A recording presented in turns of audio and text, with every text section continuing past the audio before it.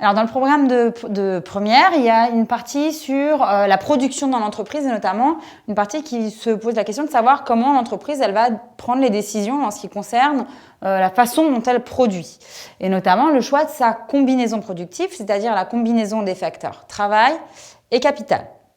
Alors, quelles questions l'entreprise va se poser? Dans un premier temps, elle va se demander, elle va étudier ses facteurs de production, donc son travail et son capital. Elle va se demander est-ce qu'ils sont substituables ou complémentaires? C'est-à-dire, est-ce que mes facteurs de production, travail et capital, doivent être utilisés conjointement, en même temps?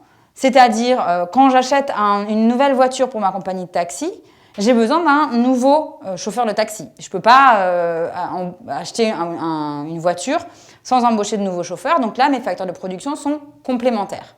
Ou est-ce qu'ils sont substituables? C'est-à-dire, est-ce que je peux remplacer un des deux facteurs par un autre? Par exemple, est-ce que je peux remplacer une caissière par une caisse automatique? Là, il y a substituabilité des facteurs.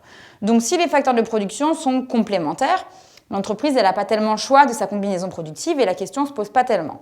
Si les facteurs de production sont substituables, elle peut se demander est-ce qu'elle a intérêt à utiliser plus de capital ou plus de travail? Et ça va dépendre de deux choses, l'efficacité de ces facteurs, c'est-à-dire la productivité de ces facteurs, et leur coût relatif, c'est-à-dire lequel des deux facteurs coûte proportionnellement le moins cher par rapport à l'autre. Si le capital est moins cher que le travail, l'entreprise va avoir intérêt à utiliser une combinaison productive à forte intensité capitalistique, c'est-à-dire qui utilise beaucoup de capital et peu de travail. Si le coût du travail est moins élevé, l'entreprise va avoir intérêt à utiliser une combinaison productive à faible intensité capitalistique, c'est-à-dire qui utilise beaucoup de travail et peu de capital. Voilà ce qui va déterminer le choix de la combinaison productive.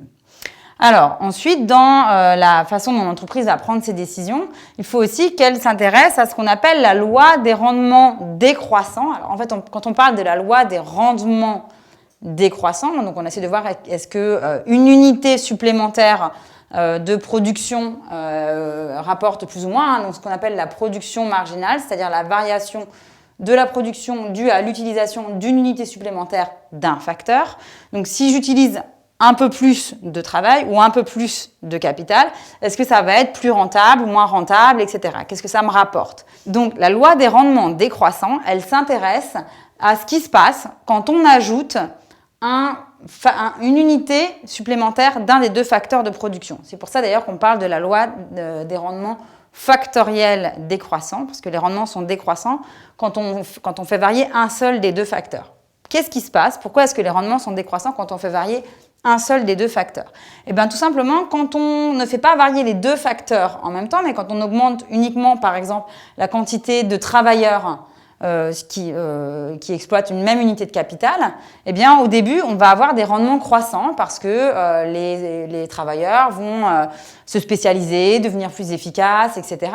Mais au bout d'un moment, si on continue à ajouter du travail sans faire varier la quantité de capital, eh ben, les travailleurs, par exemple, ils peuvent se gêner les uns les autres ou ne plus avoir de matériel à utiliser. Et là, en fait, une unité supplémentaire de travail va être de moins en moins rentable. Donc, on va avoir des rendements qui, au début, vont être croissants et progressivement vont être décroissants et ça sera de moins en moins rentable.